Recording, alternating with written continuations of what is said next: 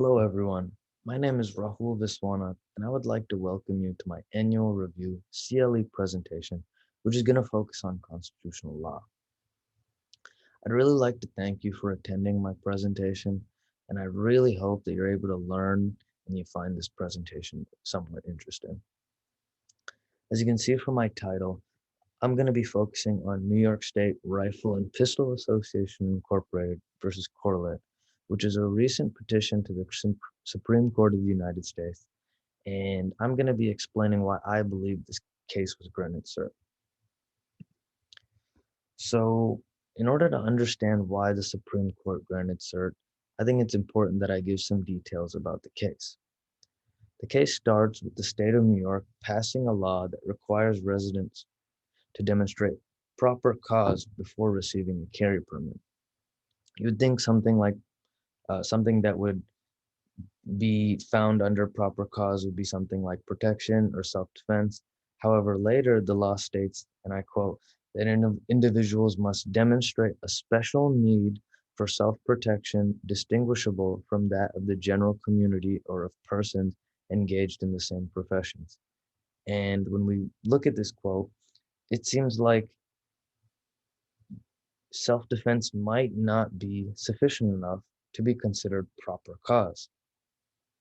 So as we look deeper, the petitioners claim that this law completely violated the Second Amendment, specifically using language from the Second Amendment, such as the right to bear arms, in order to argue that the right to carry a firearm for protection is acceptable in any circumstance.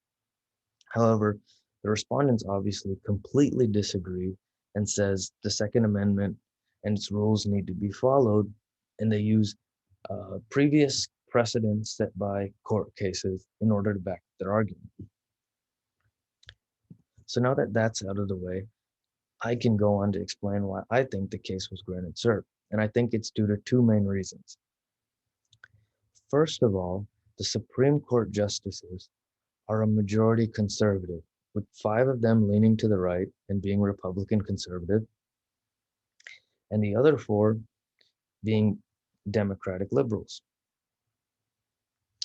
And it seems likely that conservatives would want to enforce the Second Amendment and strengthen firearm freedom. And that's why I believe they took this case and granted cert so they could discuss a case about gun control.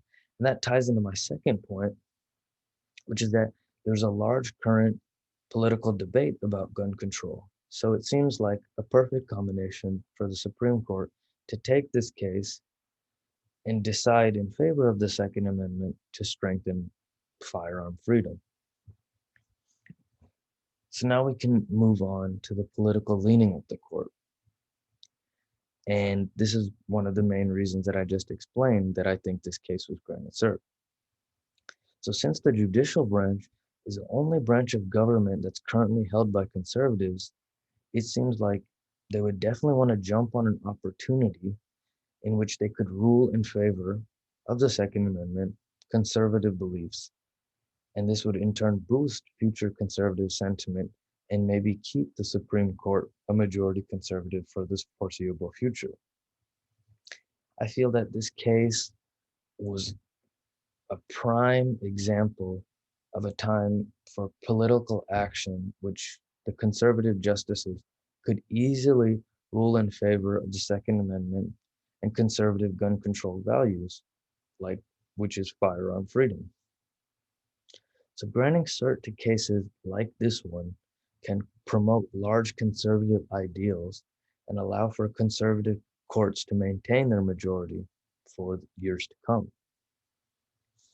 Our current government is obviously dominated by Democratic liberals, which pressures Republican conservatives to try to make large moves and large decisions, which could be seen as a win for their party. Now, my second main point is the current political discussion of gun control.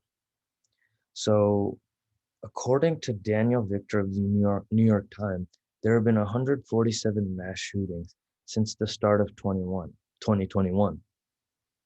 However, only recently has there been a spike in societal awareness of these deaths and shootings because of the global pandemic and the spread of COVID-19. And now, almost perfectly in sync, the society, our society is giving more attention to gun control and the shootings because COVID-19 deaths and impacts are decreasing and restrictions are being eased, which seems perfect to bring the attention of the Supreme Court and in turn grant cert for the case. Finally, we can wrap things up. Overall, I think that the Supreme Court granted cert to New York State Rifle and Pistol Association Incorporated v. Corlett because of the majority conservative court, which is motivated to support the Second Amendment and fulfill a winning agenda, and also the current societal and political uproar that's associated with gun control at the moment. Since the court has granted cert, there's going to be some implications, and I think that the court is going to rule against the proposed New York law because of the conservative majority.